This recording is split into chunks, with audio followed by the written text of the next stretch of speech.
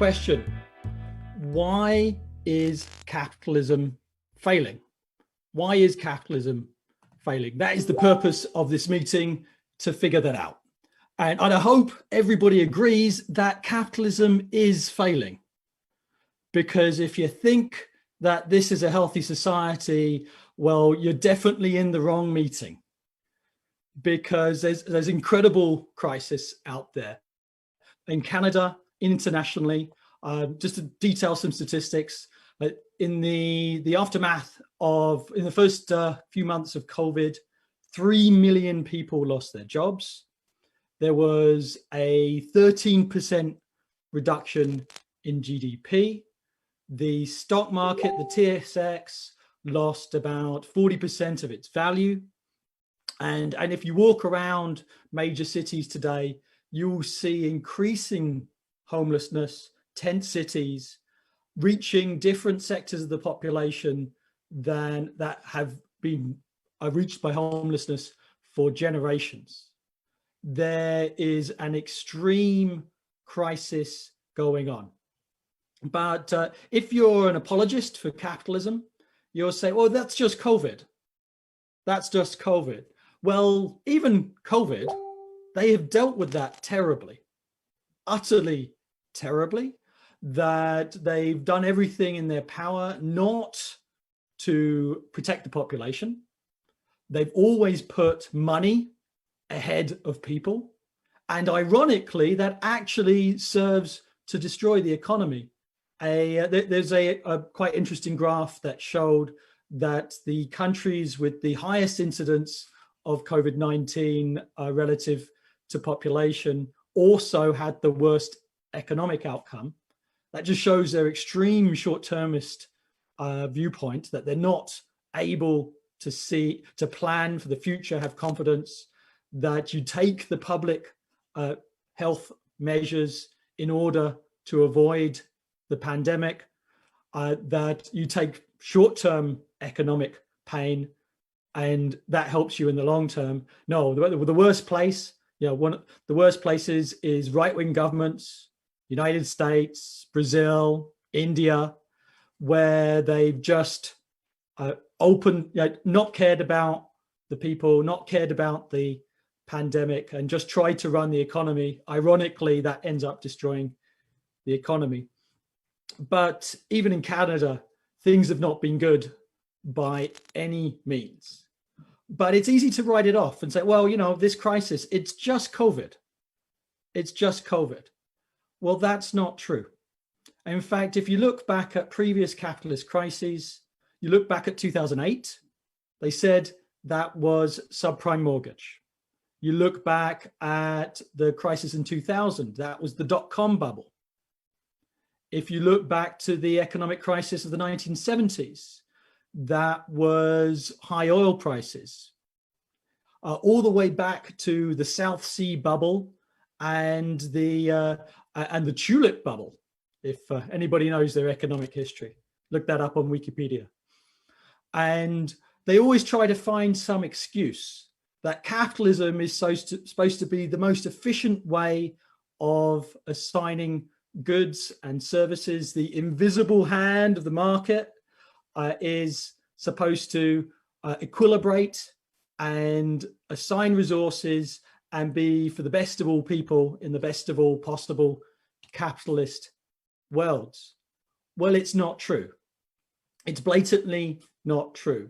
And in fact, the strategists of capitalism have got no explanation for the cause of crisis. They don't think there is any crisis under capitalism. They think capitalism is an equilibrium system. It's not an equilibrium, it's a wrecking ball. It swings from boom to slump to slump to boom to crisis to crisis to crisis. And the capitalists are totally incapable of understanding why. And the only people who've actually been able to understand why capitalism is in crisis have been the Marxists.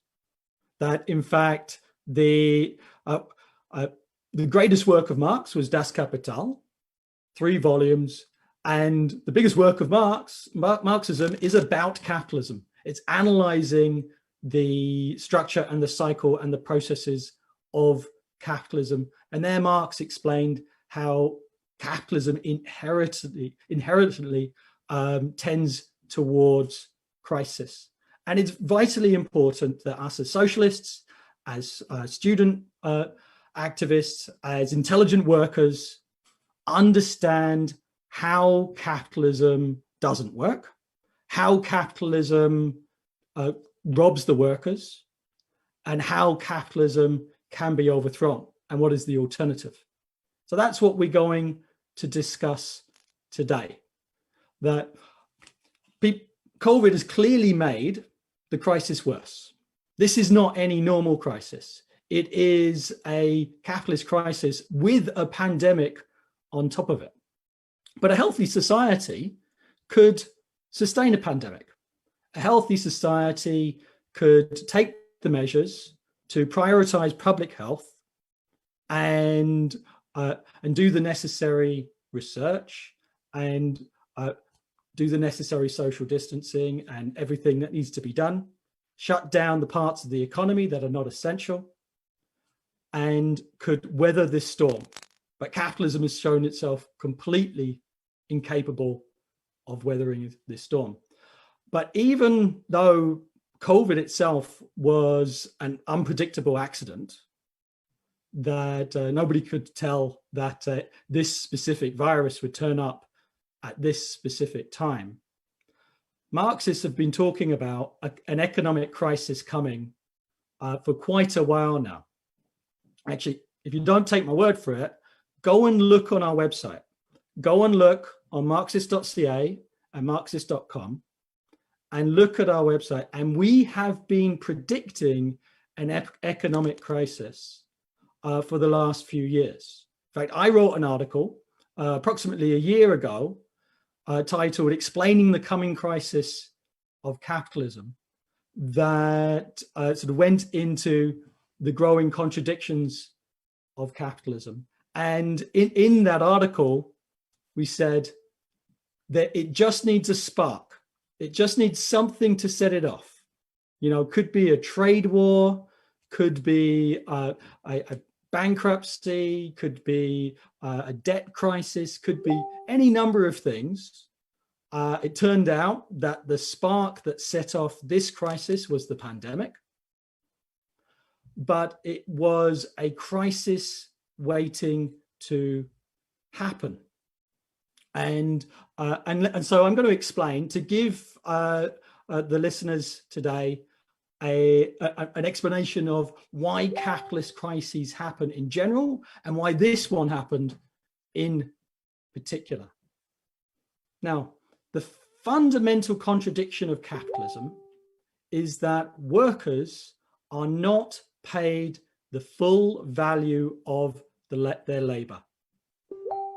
That workers work 8, 10, 12 more hours a day, put in that much value, but they do not receive that full value back in wages. That what do workers receive back in wages? They're not paid for their labor. They're not paid for their labor. They're paid for what Marx called their labor power, their ability to work. That labor power, wages, is a commodity just like any other. That workers sell their ability to work to buyers, if they can find them. Those buyers are the capitalists. Workers sell that commodity to the capitalists, and then the capitalists get to use that commodity as they like. And the use of a worker's ability to work is a day's labor. But the value of the ability to work is not the same as a day's labor. The value of any commodity is the amount of time to reproduce that commodity. And how much time does it take to reproduce a worker? Well, a worker has got to have enough food, clothing, shelter for subsistence. So they are physically capable of getting up and going to work the following day. They've got to be educated. So there's the labor that takes to educate that worker. They've then, there's also got to be enough value to reproduce the working class, to support a family and children for the next generation of wage slaves. There's no point, exploiting your workers so hard that there's no working class in the next generation. Although, in some periods, they do this. And you've seen in many countries, actually, a collapse in fertility rates. The fertility rates in many Western countries I think it's like 1.5 children per woman, which is not a replacement of the population. And finally, there is a moral element. There's a moral element that is largely determined by the class struggle, actually, that by trade unions, workers organizing to fight against the capitalist class, of typical things that are deemed to be necessary to survive and live in a certain society over and above mere subsistence. So, and that changes in different countries, changes in different climates, and changes in different epochs. Many people now have a cell phone, a smartphone in the West, actually not just the West, but go back 20 years and that was a luxury, and go back another 20 years and it didn't exist, right? So those four elements make up the components of the value of labor power, the value of wages. But typically, for example, if a worker does a 10-hour day, the value of those four components, subsistence, education, reproduction, and moral component, typically does not encompass the full value of a working day. So they might work an 8-hour day, but the value of their wages is equivalent to 4 hours work. That's the value of labor power. That's the value of wages. And what happens to that extra four hours of value that the worker puts in? Well, that's where profits come from. That's where profits come from. Profits to the capitalist, profits to the banker in form of interest, profits to the landowner in the form of rent. So that's all the surplus value. And that's how the capitalists get all their money, from the unpaid labor of the working class. The capitalists functionally do nothing, right? When they say, oh, this capitalist built this, or this capitalist created that. Bull, total bull, right? Have you ever seen a capitalist down on the line actually building anything? How many capitalists have built houses or offices or schools or hospitals? No, that's done by working class people. Everything is built by working class people. Everything is made by working class people. Not a light shines, not a wheel turns without the kind permission of the working class. All the capitalists do is take the surplus and decide what to do with it. Some of it they consume themselves. They hang out on yachts, they get private jets, all of the luxuries, but they monopolize the social surplus of society, and a minority decides what to do with that wealth for profit, not for need, not for the need of the people, but for profit. And that's the fundamental condition of capitalism. This is a society that produces for profit and not for need. Okay, but what's wrong with that? Okay, apart from the unfairness of it all, the majority of us work for barely above subsistence, and a minority who do not work then monopolize all that wealth and have all the power and make all the decisions in society. Okay, it's damn unfair. I think we can all agree on that. But why wouldn't it work? Why wouldn't it work? Well, here's the problem. So the capitalists, who are they selling their commodities to? Like, for example, the Canadian economy is approximately $2 trillion. Canadian GDP is roughly $2 trillion. But let's say workers' wages are only $1 trillion. Well, $2 trillion of stuff have just been made by the workers. But the workers can only buy back 1 trillion. So 2 trillion have been made and only 1 trillion can be bought back by the workers. Here you have what Marx called the inherent crisis of overproduction, right? Overproduction by capitalism, that the workers do not have the wages, do not have the wealth in order to buy back the stuff that they have just produced. But if you came to a sort of a clever objection to this, then capitalism, if that just was the situation, well, the capitalism would always be in crisis. Well, the capitalists have ways of getting around this crisis, that out of that surplus that the workers are not able to buy back, what do? They reinvest it. They reinvest it in new production, in new productive techniques. They develop the productive forces. They develop machinery. They develop new markets. I talked about cell phones. Cell phones were a new market. That when BlackBerry, I guess Canadian companies sort of started the smartphone market, but then failed to properly exploit it, and were taken over by Apple and Android and Google. Right, so that was when that started. There's great profits within the smartphone market, but now you've had that. Now you've had the law of diminishing returns, and really the new smartphones aren't that different from last year's, even though they tried to make them so they go bust every year or two, so you're forced to buy a new one. But so they reinvest it.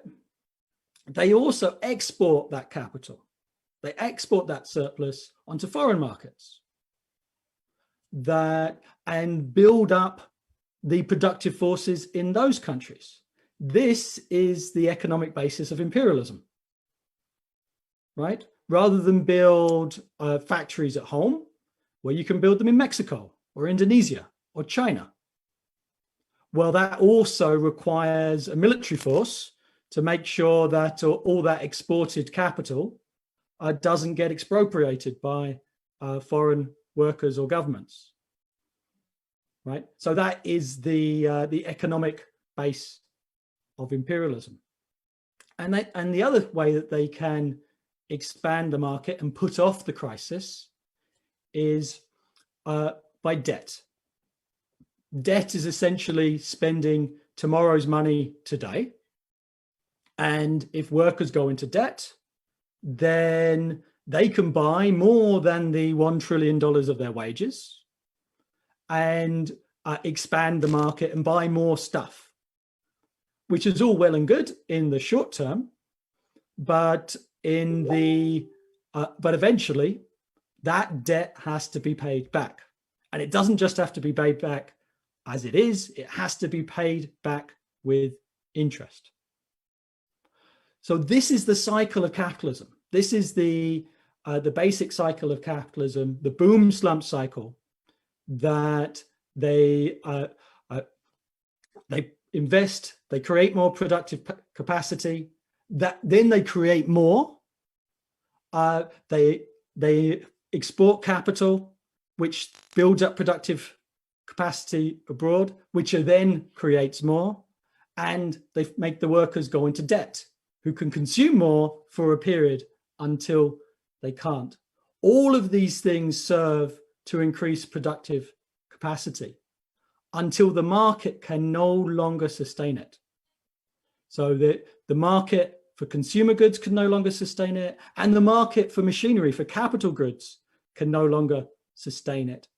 Because why would you invest in capital goods? Why would you invest in machinery if there's already enough capacity in the existing machinery to make everything that anyone is willing to buy?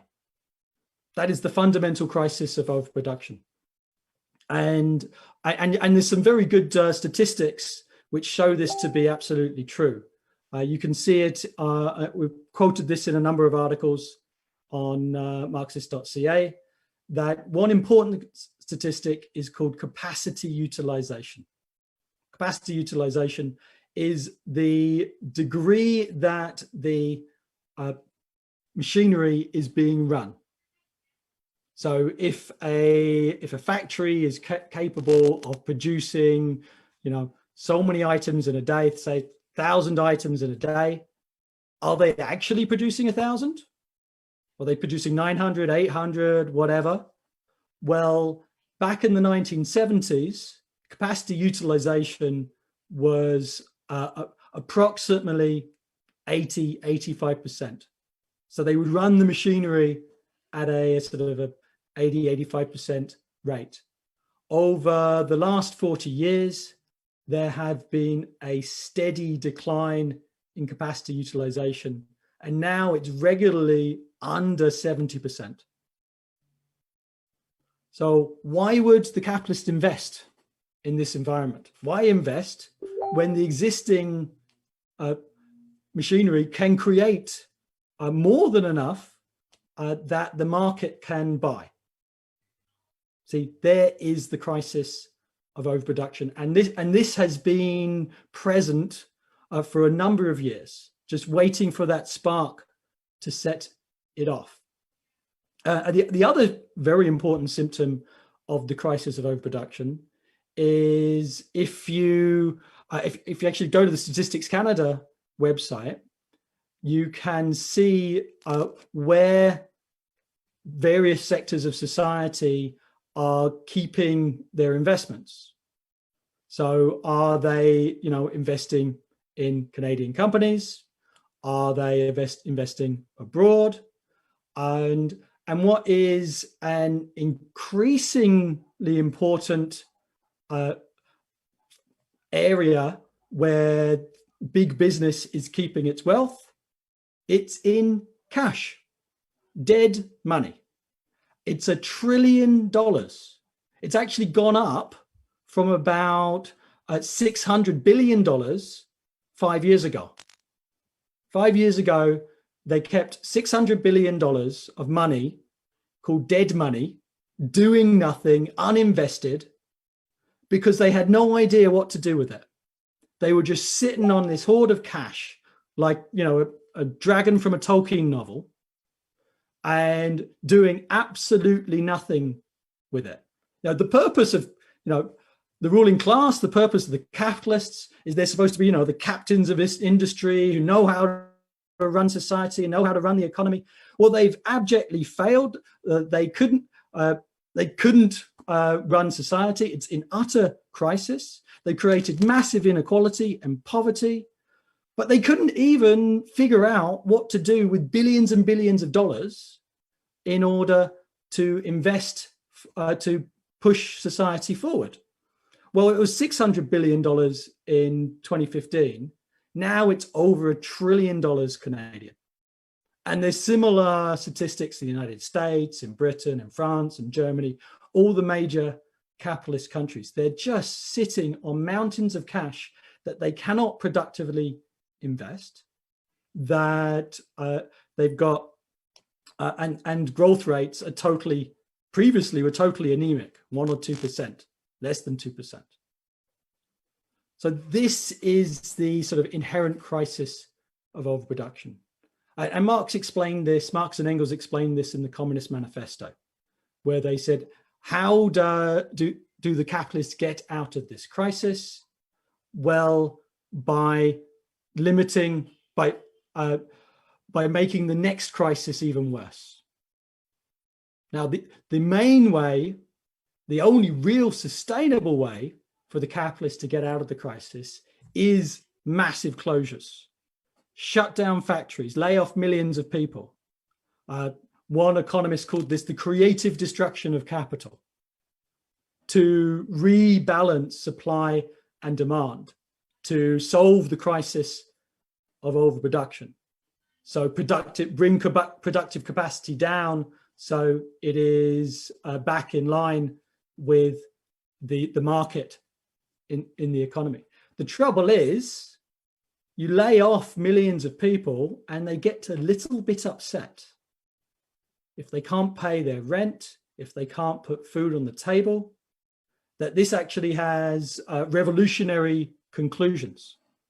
That the question really arises, who pays for the crisis? Who pays for the crisis? Is it the ruling class? Is it the bosses and the bankers who actually caused the crisis, who've been benefiting and monopolizing all the money and wealth? Or are they going to make the poor, are they going to make the workers pay for the crisis? Of course, they're going to try and make the poor pay for the crisis. That's what they always do. But if you look back in history, you will see that the major driving force of the majority of revolutions is the question, who pays for the crisis? Who pays? That was the driving force behind the English Civil War, the English Revolution, the French Revolution, the American Revolution. Who has the ability to tax and who has the ability to trade, right? Those are the major motor forces of so many of the revolutions in human history. And that is the condition that we're in right now. There is the mother of all crises, and who pays for it? Who's going to be forced to pay for it? That question has not been answered. All right. So what are some of the ideas out there in order how to get over the crisis? Well, in the last sort of Great Depression was 1929 and went throughout the 1930s.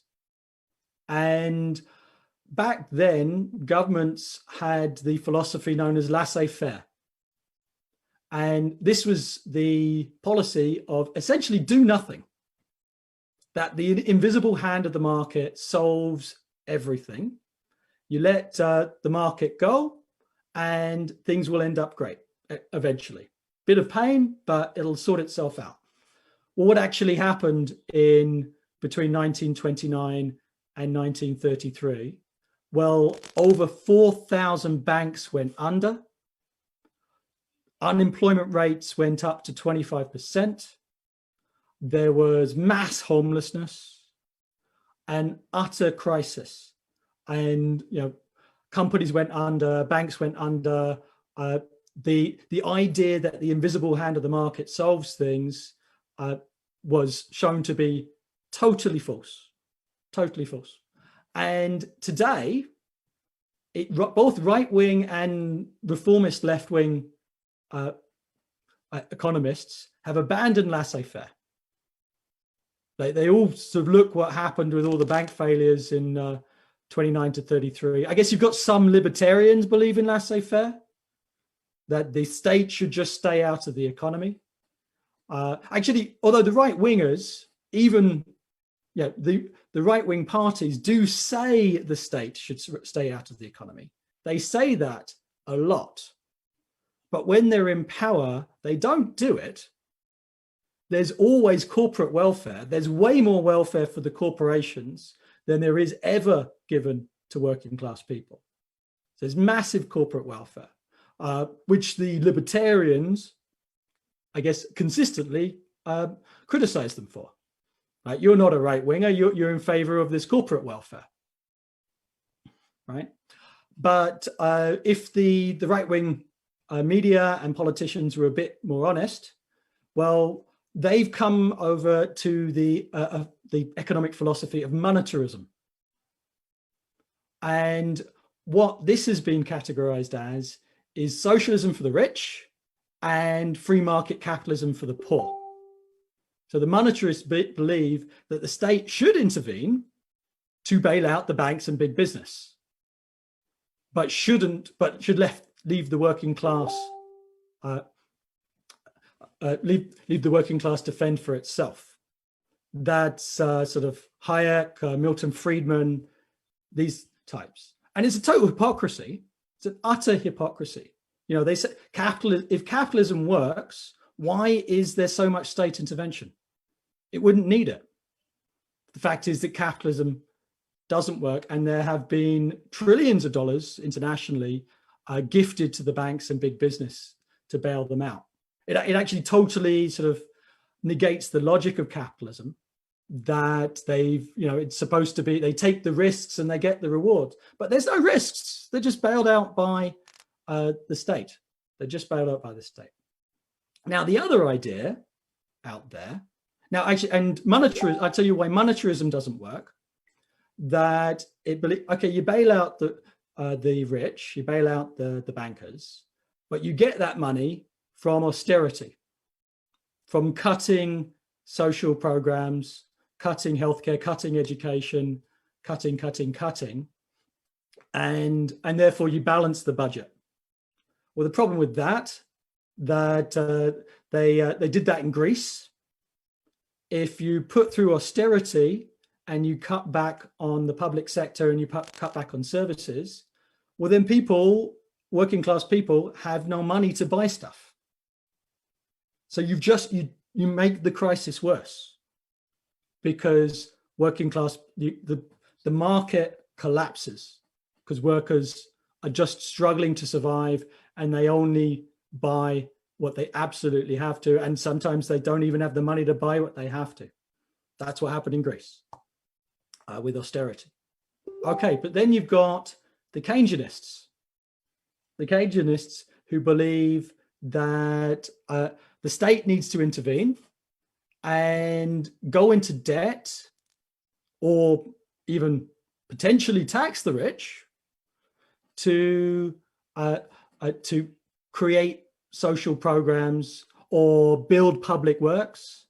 This is what happened also in the 1930s, between 1933 and 37, that there was the New Deal.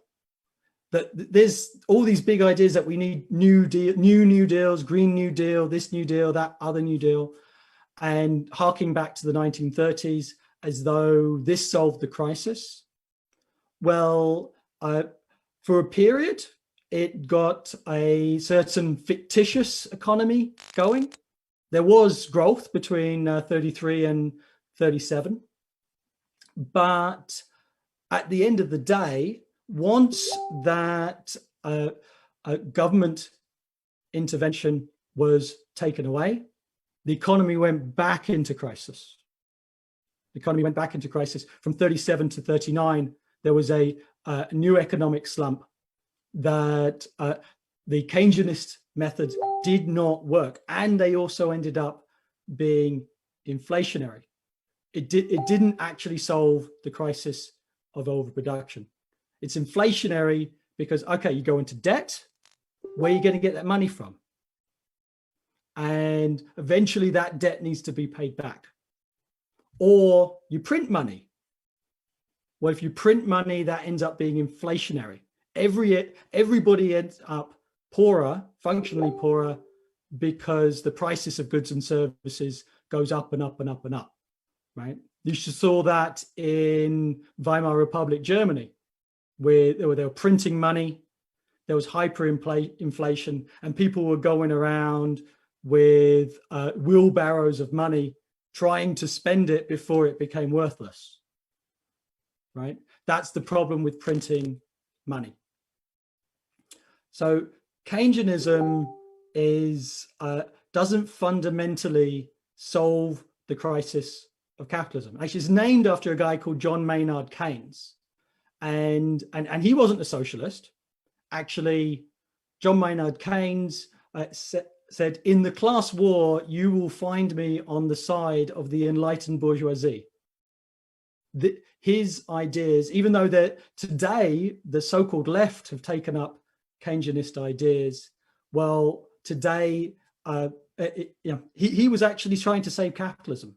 There's nothing socialist about deficit financing. It's trying to save the capitalist economy.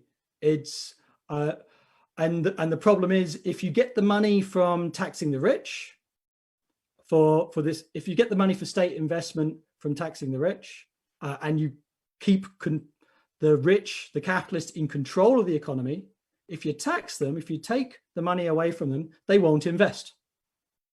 That leads to a crisis in the economy if the capitalists do not invest. If you go into debt, well, that can work for a period, but it ends up having diminishing returns and needs to go into more and more and more and more into debt. And eventually debt servicing becomes the biggest government department. So it cannot be sustained. It cannot be sustained. Or finally, you don't tax the rich, you don't go into debt, instead you print money. Well, that eventually ends up as inflationary and leads to another explosion of class struggle. The Keynesianist methods of the post-war period led to hyperinflation in the 1970s and strike waves in country after country after country as workers were trying to get their wages to keep up with inflation. So this is the sort of crisis of the system. Now, what are the capitalists of today actually doing? Well, it's a combination of debt. It's a combination of all three, if you think about it. That they, on the one side, the Canadian government has put up a budget projection of something like $350 billion of deficit. That is the largest budget deficit in Canadian history. It is 17% of GDP is being added to the country's debt. And they say, oh no, this isn't a problem because debt servicing is very cheap. Debt servicing is very cheap. And that is true right now, that there's very low interest rates. So, okay, debt servicing is cheap today, but eventually, if inflation kicks in, then those interest rates is going to start going up and the debt servicing will get a lot more expensive. So they can get away with it for a period of time. And actually, one of the reasons why the interest rates are so very low is that they're printing money. They're printing $5 billion every week of what they call quantitative easing. These Bank of Canada is buying government debt, which is functionally, it's creating money out of nothing, creating incredible bubbles, financial bubbles, and this hasn't been inflationary yet because nobody's buying anything, so there's really a deflationary pressure. But as soon as things start picking up, well, this reduced value of money because they've been printing money, well, that's going to lead to inflation, and then the government debt is going to be a lot more expensive to maintain. And then the other thing they're doing is bailouts. The right wing loves to talk about CERB, right? Giving people $2,000 a month and to just survive through the pandemic and not be forced to go into the most dangerous environments in the pandemic. They're making all of this noise about how dare you give working class people anything. Well, the value of CERB has been about $80 billion. But what they don't scream and yell about, all of these right-wing commentators who are so desperately concerned that you give anything to workers, and the idea, oh no, you're stop incentivizing people to work. So really, if $2,000 of subsistence pay is stopping people from coming to your workplace, then you're probably an extreme exploitative poverty employer, right? Try upping your wages for once, or providing a safe environment for your workers. Well, for that $80 billion for CERB, there's another $80 billion in forgivable loans to businesses. There's a similar amount in wage subsidies. And then they don't talk about this one. There is a $750 billion secret fund to bail out corporations. This is government money that they're not telling the people which corporations are being bailed out. And these are corporations that are giving dividends. These are corporations that are giving bonuses to their executives. And they are, the worst corporate welfare bums, right? And this itself is an indictment of capitalism. This shows that capitalism does not work because they are relying upon this government money to survive. For every dollar given to working class people to survive, there's been $10 given to the corporations. That's the present situation. But all of this is unsustainable. All of this is unsustainable. They're going to have to decide. Eventually, somebody's going to have to pay. Somebody's going to have to pay. Is it the workers or is it the bosses? Because they cannot just keep racking up debt. Although the Globe and Mail said, who are traditionally a small c conservative paper, they actually issued an editorial saying, no, just rack up debt, doesn't matter. Debt doesn't matter. There were very high debts after the Second World War, and Canada and the other capitalist countries paid it off. Well, it was easy to pay it off when there was 5 to 6% annual growth rates for 20 years. But that is not on the horizon by any means. If there is going to be any growth, it's going to be 1%, 0%, -%. That's the future that we're facing. And there are no capitalist solutions. There's no monetarist solutions of austerity. There are no Keynesianist solutions of debt and money printing. The only solution is to tear it all up, to stop production for profit, and instead produce for need. You need to, who actually runs the economy? It is the working class. Who knows how to run the economy? It is the working class. Ask any billionaire on a yacht. Does he know how to build a drywall? I don't think so. Working class people know how to do that. Actually, the expertise to plan the economy, there's an interesting book called The People's Republic of Walmart that details how within Walmart and within Amazon and within Google and Apple and these major corporations that have revenues the size of G20 countries, that they are a pure planned economy within them. That there's no competition within them. They're a planned economy. They use the most advanced computer planning mechanisms to plan the economy. But the difference is they're planned for profit, private profit. Jeff Bezos has actually massively increased his wealth in this crisis. There's another example of the parasitism. While he's forcing all his workers to work minimum wage and not get bathroom breaks, and people fall dead, literally fall dead in his warehouses, and he's massively increased his wealth at the same time during the pandemic. There's a difference between now and 1929. There was great inequality in 1929. The 0.1 richest people controlled 25% of all wealth in 1929, and that's the same today. But the difference is after 1929, inequality went down. Now inequality is going up. That it'll be 30% and 35% the super rich control of the wealth of society. So working class people need to take over the economy democratically, run under workers' democracy, workers' control of production, a socialist planned economy. Working class people already know how to run society, and the technique exists.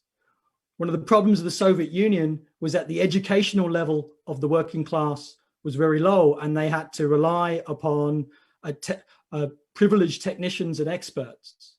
But today, we've got the most overeducated working class in human history. For every 8 PhDs, there's only one job. So we've got incredible education of the working class that we don't need these capitalist parasites anymore. We can run society productively. We can close down what needs closing down in the pandemic and focus on essential services. So nobody needs to needlessly risk their health and safety. We can prioritize all the necessary personal protective equipment and other safety measures. A socialist society planning for need would have no problem with the pandemic. Absolutely not. We'd mobilize the teachers for small class sizes. We'd mobilize the nurses and the doctors to give people the care that they need. We would not have business secrets in creating the vaccine for the pandemic. We would not have that. We would release all of the information and pool all of the research to get the best science done in the shortest possible time. That's the idea behind a socialist society. That is the only solution. Ownership. You cannot control what you do, not own, and the workers need to take ownership of the commanding heights of the economy. And that's why we need a revolution. And that's what the International Marxist Tendency and Fightback are fighting for. So if you agree with this, join us. Thank you.